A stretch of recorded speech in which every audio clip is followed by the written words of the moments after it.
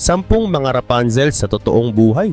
Bago ang lahat ay kilalanin muna natin kung sino nga ba si Rapunzel. Si Rapunzel ay isang dalaga mula sa kwento ng Brothers Grimm na may mahaba at mahiwagang buhok. Siya'y ikinulong sa tore ng bruha, ngunit natagpuan ng prinsipe na gumamit ng kanyang buhok upang makalapit sa kanya. Ngunit alam mo ba na may mga totoong Rapunzel na nag-e-exist sa tunay na buhay? Oo, totoo yun. Kung kaya't sa video na ito ay kikilalanin na natin. At kung handa ka na, ay simulan na agad natin. Number 1. Terri-Lynn Svetlicich Russell. Sa isang maliit na bayan sa Illinois ay may isang babaeng naging sikat dahil sa kanyang sobrang haba at gandang buhok. Siya si Terri-Lynn Svetlicich Russell, isang ina at asawa na tinatawag ng marami na real-life Rapunzel.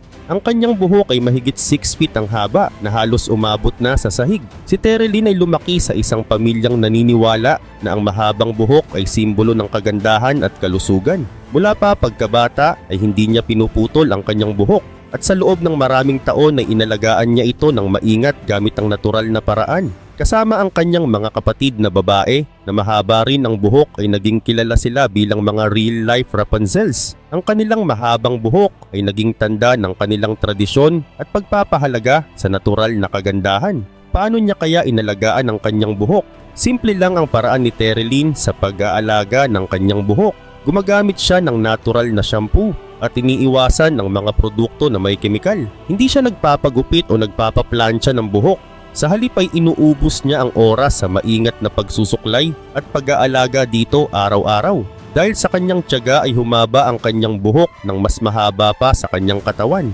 Ang kanyang sipag at dedikasyon ang naging sikreto sa likod ng kanyang mahabang buhok. At noong 2000s ay nagsimulang mapansin si Terri-Lynn at ang kanyang pamilya. Lumabas sila sa mga television shows at hair competitions kung saan ipinakita ang haba at ganda ng kanilang buhok. Isa sa pinakasikat na palabas na kanilang napuntahan ay ang Ripley's Believe It or Not. Marami ang namangha sa kanilang kwento at naging inspirasyon sila sa buong mundo. Para kay Terri-Lynn, ang kanyang buhok ay higit pa sa pagpapakita ng kagandahan. Ito ay simbolo ng sipag, tiyaga at pagpapahalaga sa sarili. Ipinakita niya na kapag may pinaglalaanan ka ng oras at pagmamahal ay maganda ang kalalabasan nito. Number 2. Natasha Morais de Andrade. Sa isang maliit na bayan sa Rio de Janeiro, Brazil ay nakilala ang isang batang babae na tinawag na Rapunzel in real life. Siya si Natasha Morais de Andrade, isang 12 years old na batang may buhok na umabot sa 2 meters ang haba, halos 3 beses na mas mahaba kaysa sa kanyang katawan.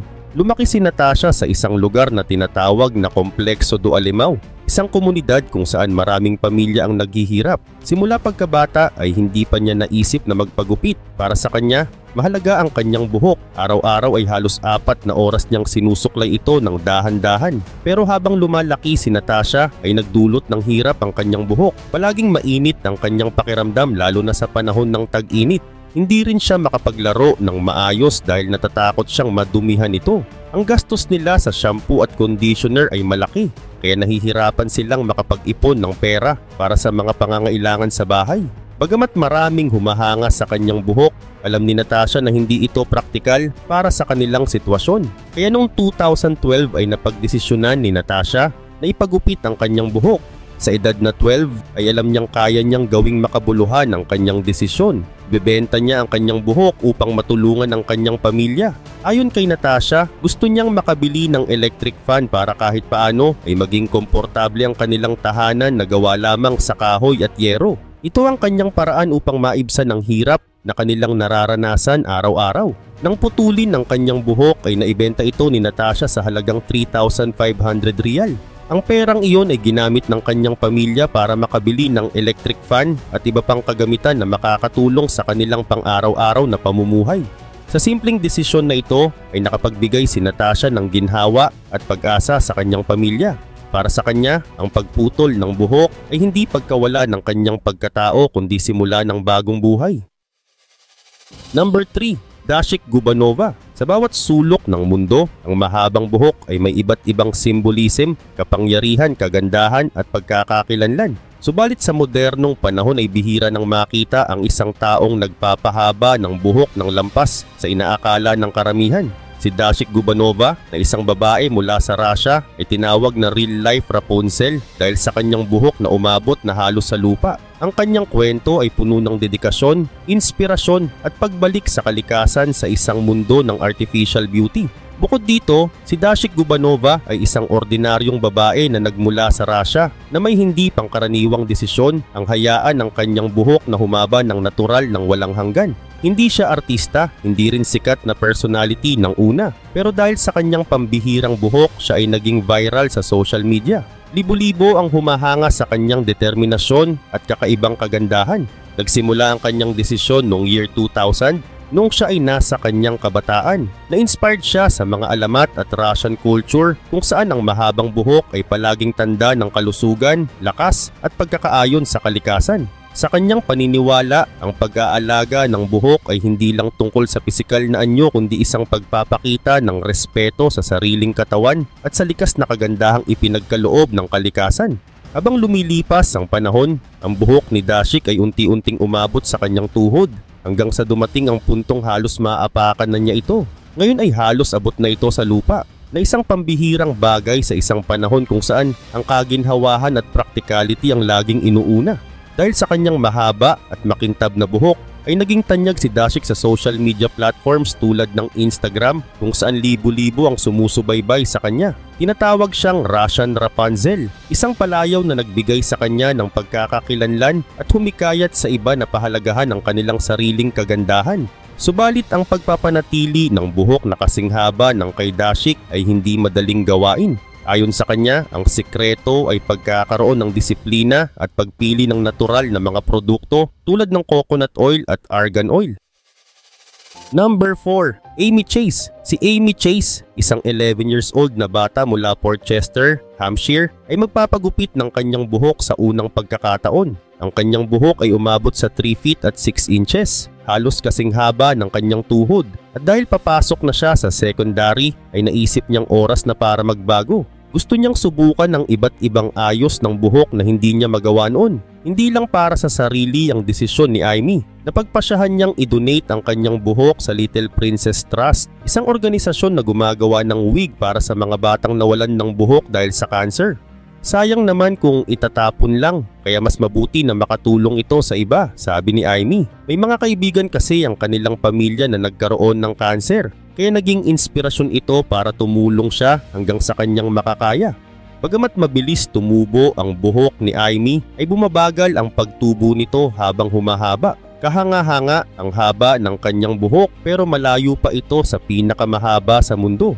Kahit hindi ganoon kahaba ang buhok ni Amy, ay masaya siya na magagamit ito upang makatulong sa ibang nangangailangan. Ang paggupit ng kanyang buhok ay gagawin ng pinsan niyang si Anushka Chase na isang hairdresser. Gaganapin ito sa kanilang bahay sa araw ng linggo. Bukod dito, nag-organize ang kanilang pamilya ng fundraising event upang makalikom ng pondo para sa Macmillan Cancer Care at Leukemia and Lymphoma Research. Ang simpleng paggupit ay naging isang makabuluhang pagkakataon upang tumulong at magbigay ng pag-asa sa iba. Ayon kay Amanda, ang ina ni Amy, marami ang humahanga sa haba ng buhok ng kanyang anak. Lagi kaming napapansin ng mga tao kapag naglalakad dahil sa buhok niya, ani Amanda. Pero aminado rin siyang mahirap itong alagaan, lalo na kapag naliligo o nagsuswimming si Amy. Masaya si Amanda na gusto ng anak niya ang pagbabagong ito. Ang kwento ni Amy ay isang halimbawa ng kabutihang loob at malasakit sa kapwa na siguradong magbibigay inspirasyon sa iba. Number 5. Aliyah Nasirova. Sa isang maliit na bayan sa Latvia ay tahimik na namumuhay si Aliyah Nasirova. Ngunit hindi ordinaryo ang kwento niya. Sa loob ng mahigit 2 dekada ay naging bahagi ng kanyang buhay ang alagaan ng kanyang buhok na hindi pangkaraniwang buhok, kundi buhok na umaabot sa higit 2 meters ang haba. Dahil dito ay kinilala siya bilang isa sa mga real-life Rapunzels. Ngunit ang kanyang kwento ay higit pa sa haba ng buhok dahil ito ay kwento ng tiyaga, dedikasyon at pagmamahal sa sariling pagkakakilanlan. Si Aliyah Nasirova ay isang simpleng babae na ipinanganak sa Russia at kasalukuyang naninirahan sa Latvia kasama ang kanyang asawa. Mula pa sa murang edad ay nahumaling na siya sa mga kwentong engkanto, lalo na kay Rapunzel, ang prinsesang nakilala sa kanyang napakahabang buhok. Sa edad na 7 ay nagdesisyon si Aaliyah na hindi na magpapagupit ng kanyang buhok.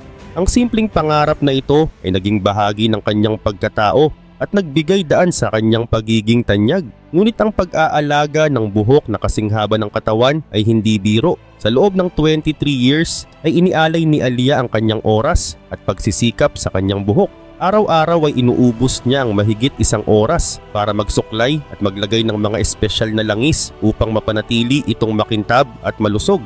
Ang kanyang buhok na ngayon ay tumitimbang ng halos 2 kilo ay maingat niyang pinoprotektahan mula sa pagkasira o pagkabuhol. Ang buhok ni Aaliyah ay hindi lamang simbolo ng kagandahan kundi bahagi ng kanyang pamumuhay.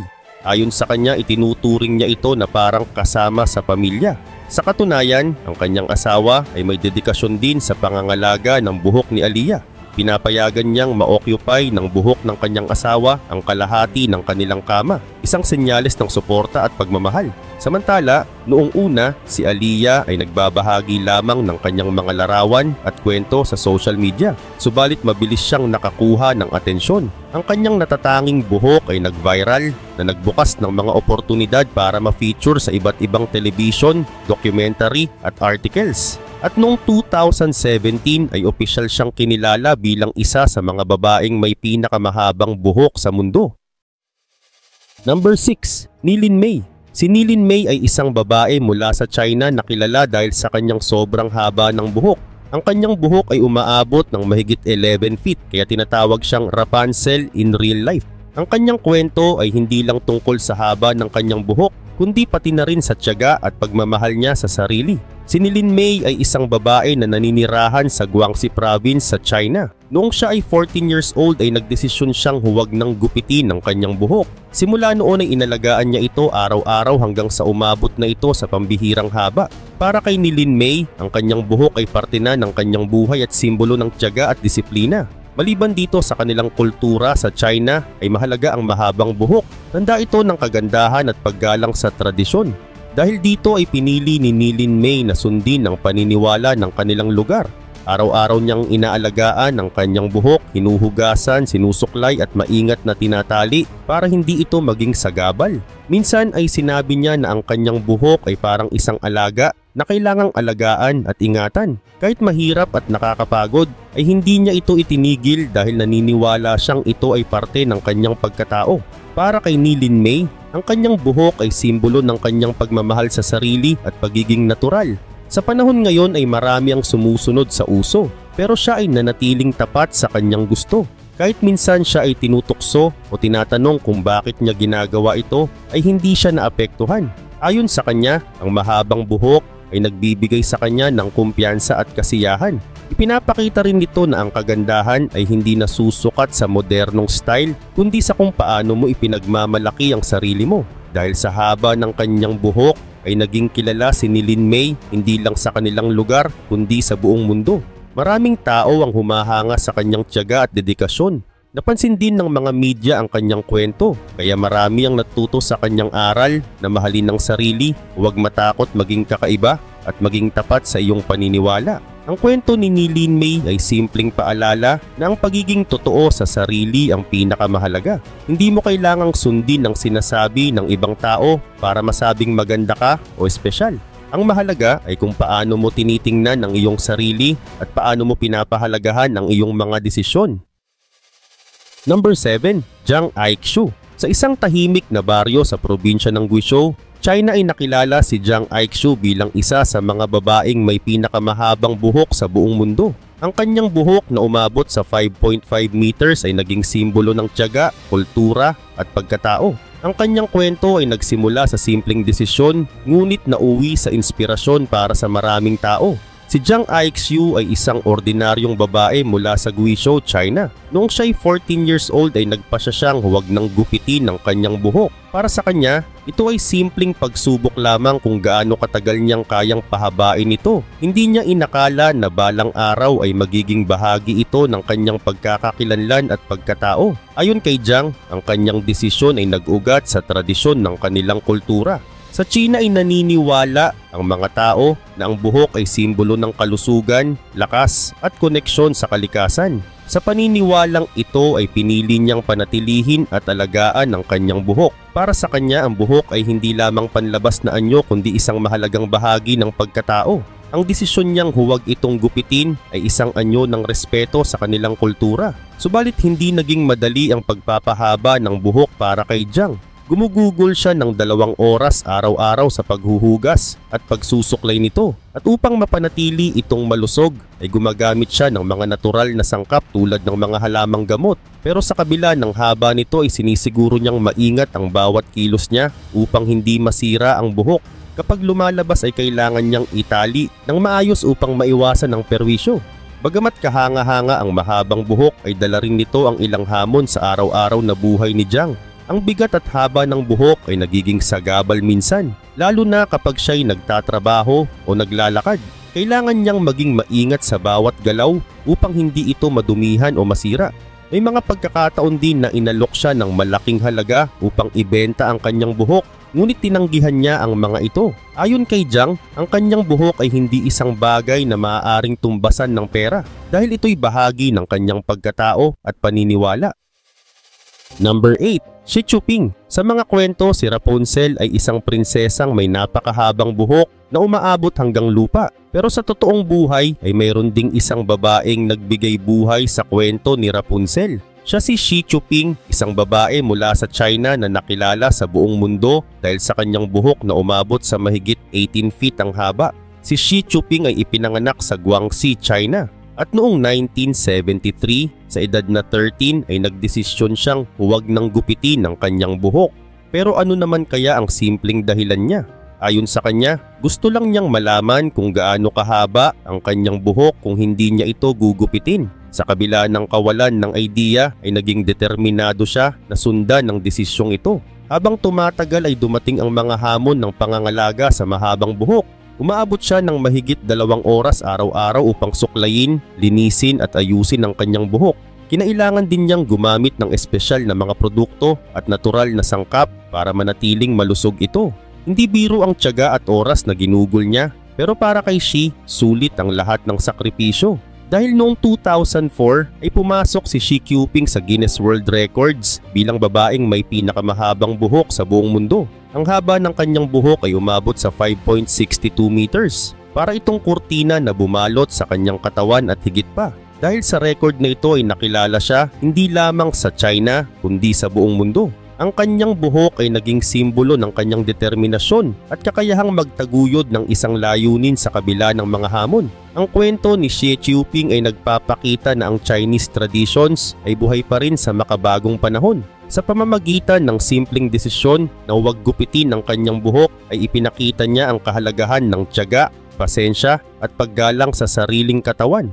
Maraming tao ang nagtatanong kung bakit ginawa ni Xi Jinping ang bagay na ito. Ang sagot niya ay simple, gusto ko lang subukan. Number 9. Dai Yueqin. Sa probinsya ng Zhejiang sa China ay nabuhay ang kwento ng isang babaeng parang galing sa isang alamat. Siya si Dai Yueqin na tinaguriang Rapunzel in real life dahil sa pambihirang haba ng kanyang buhok. Hindi niya ginupit ang kanyang buhok mula nung siya ay 13 years old at ngayon ay umabot na ito ng higit sa 5 meters, isang bagay na bihirang makita sa tunay na buhay. Si Dai Yueqin ay lumaki sa Shaoxing, isang simpleng bayan sa Zhejiang. Ipinanganak siya noong 1960s at namuhay ng tahimik kasama ang kanyang pamilya. Bata pa lamang siya nang magdesisyon siyang huwag nang magpagupit. Ito ay hindi utos ng tradisyon o kagustuhan ng iba, kundi isang personal na desisyon mula sa kanyang sariling paniniwala. Sa edad na 13 ay nagpasya si Dai na panatilihin ang kanyang buhok bilang simbolo ng tiyaga at pasensya. Para sa kanya, ang mahabang buhok ay hindi lamang kagandahan, kundi parang isang kwento ng kanyang buhay. Habang lumilipas ang panahon, bawat hibla ng kanyang buhok ay naging alaala ng kanyang mga pinagdaanan at tagumpay. Habang tumatagal ay unti-unting humaba ang kanyang buhok. Umabot ito sa 5.6 meters na halos kasing taas ng 2 tao. Pero hindi biro ang pag-aalaga nito. Araw-araw ay gumugugol siya ng 3 hanggang 4 na oras para linisin at asikasuhin ang kanyang buhok gamit ang espesyal na shampoo at mga langis. Ang bigat ng kanyang buhok ay minsang nagdulot ng hirap sa kanyang mga gawain. Pero para kay Dai, ito'y isang bagay na nagpapakita ng kanyang dedikasyon. Samantala, noong 1990s ay napansin si Dai Yuekin ng local media sa kanilang lugar. Dahil sa pambihirang haba ng kanyang buhok ay naging tampok siya sa mga programa sa telebisyon at documentary. Unti-unti ay kumalat ang kanyang kwento sa ibang bansa at marami ang humanga sa kanyang kakaibang kwento. Pero sa kabila ng kasikatan ay nanatili siyang simple at mapagpakumbaba. Ang buhok ni Dai ay higit pa sa simbolo ng kagandahan. Para sa kanya, ito ay paalala ng tiyaga, dedikasyon at pagiging totoo sa sarili. Sa modernong panahon kung saan ang kagandahan ay madalas na nasusukat sa mga artificial na bagay, ipinakita ni Dai na ang pagiging natural at kakaiba ay mahalaga. Number 10. Asha Mandela. Sa mundo ng mga pambihirang tao ay may mga kwento na talagang namumukod tangi. Isa sa mga ito ay ang kwento ni Asha Mandela, ang babaeng tinatawag na real-life Rapunzel. Kilala siya dahil sa kanyang mahaba at natatanging buhok na hindi lamang palamuti kundi simbolo ng kanyang determinasyon, lakas at pagmamahal sa sarili. Si Asha Mandela ay ipinanganak sa Trinidad at Tobago, isang isla sa Caribbean. Nang lumipat siya sa United States ay dinala niya ang kanyang pagmamahal sa kanyang natural na anyo at kultura. Siya ang nagmamay-ari ng pinakamahabang dreadlocks sa mundo at hawak ang Guinness World Record para dito. Ang buhok ni Asha ay umaabot sa 19 feet kapag nakalugay. Pero kung susukatin ang lahat ng hibla ng kanyang dreadlocks ay aabot ito sa 110 feet. Tinatayang tumitimbang ito ng mahigit 12 kilograms, kung kaya't kinakailangan niyang bigyan ito ng masusing pangangalaga. Gumugugol siya ng 3 hanggang 5 oras kada linggo sa paghuhugas at paglilinis ng kanyang buhok gamit ang mga natural na produkto. Para kay Asha, ang kanyang buhok ay hindi lamang bahagi ng kanyang katawan. Ito ay simbolo ng kanyang pagkatao, lakas at spirituality. Ayon sa kanya, ang kanyang dreadlocks ay nagdadala ng energy at proteksyon laban sa mga negatibong bagay sa paligid. Samantala, noong 1988 ay nagdesisyon si Asha na itigil ang paggupit ng kanyang buhok. Para sa kanya, ang paggawa nito ay bahagi ng kanyang personal na paglalakbay patungo sa pagtanggap sa sarili. Naniniwala siyang ang kanyang dreadlocks ay nagbibigay ng mas malalim na koneksyon sa kalikasan at spirituality. Sa paglipas ng panahon, ang kanyang buhok ay naging parte ng kanyang pagkakakilanlan at inspirasyon para sa maraming tao. Ngayon ay nakatira si Asha sa Atlanta, Georgia, kung saan inaalagaan niya ang kanyang buhok araw-araw. Para sa kanya, bawat hibla ng dreadlocks niya ay may kasaysayan na simbolo ng bawat pagsubok at tagumpay sa kanyang buhay. Gayun din, ang kwento ni Asha ay sumasalamin sa halaga ng pagmamahal sa sarili at pagtanggap sa kung sino ka. Sa kabila ng beauty standard sa mundo, ay pinili niyang yakapin ang kanyang natural na buhok at tanggapin ang pagiging unique.